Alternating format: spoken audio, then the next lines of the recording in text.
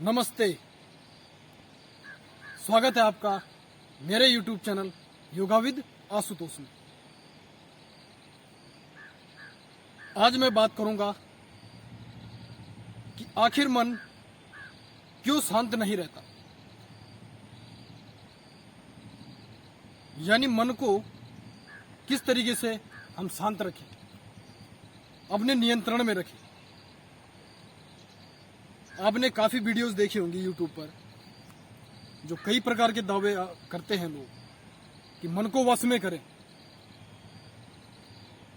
मन को वश में करें, आप जैसा चाहे मन वैसा करेगा। मतलब कुछ ऐसी विधि अपना लो जिससे मन वश में हो जाता है। नहीं, आप कभी भी मन को वश में नहीं कर सकते, क्योंकि मन का स्वभाव होता है भूत या भविष्य का। मतलब मन ने गमन करना ही करना है, आप कितना भी करें। लेकिन यह भी जरूर है कि अगर आप मन को समझ जाएं तो काफी हद तक आप अपने मन को नियंत्रित कर सकते हैं। योग में कुछ विधियां ऐसी भी हैं, लेकिन अगर मैं दावा करूं कि मन को वश में करें तो नहीं, मैं गलत हूं। मन को वश में नहीं किया जा सकता, क्योंकि आपने देखा होगा कि हम कितनी कोशिश करते हैं कि विचार न चले, हम शांत रहें। तो आपको लगता है कि ये ज्यादा देर तक काम कर पाता है? नहीं, ये कुछ टाइम के लिए तो हो जाता है, लेकिन कुछ टाइम बाद फिर मन इधर उधर गमन करता है, भागता है। क्योंकि जैसा मैंने बोला कि मन का स्वभाव है भूत या भविष्य। कभी भविष्य की सोचेगा, कभी भूत की। बस वर्तमान में तो उसका स्वभाव ही नहीं है, उसका नेचर नहीं है वर्तमान में रहना। कैसे रहेगा?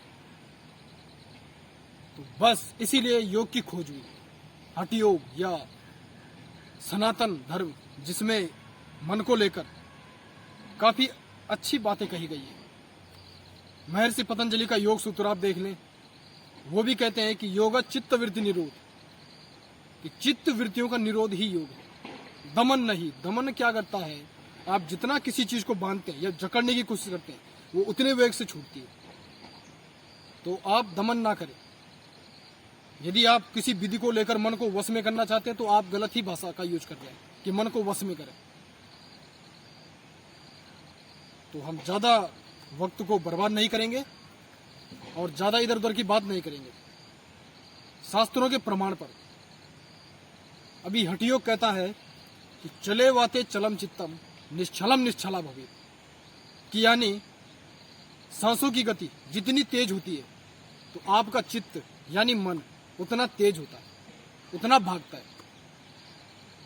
और निश्चलम निश्चला भवे, और क्या होता है कि जैसे ही आपके सांसों की गति या सांसों पर जैसे ही आप नियंत्रण कर देते हैं तो आप काफी हद तक अपने मन पर नियंत्रण कर लेते हैं।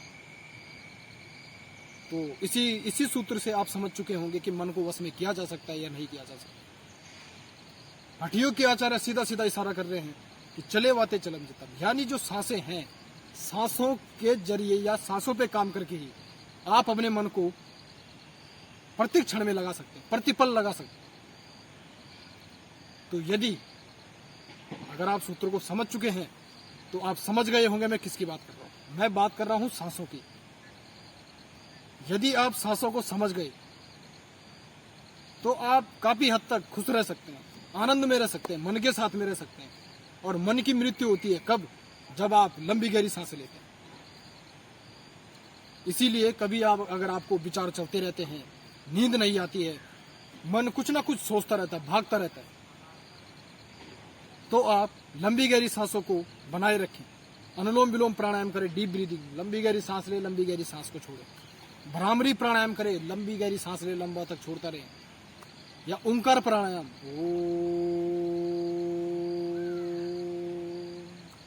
या उज्जयी प्राणायाम, जितने भी डीप ब्रीदिंग है आप करें, आपको लगेगा कि आपका मन जो है वो नियंत्रण में है, आप शांत रहने लगेंगे।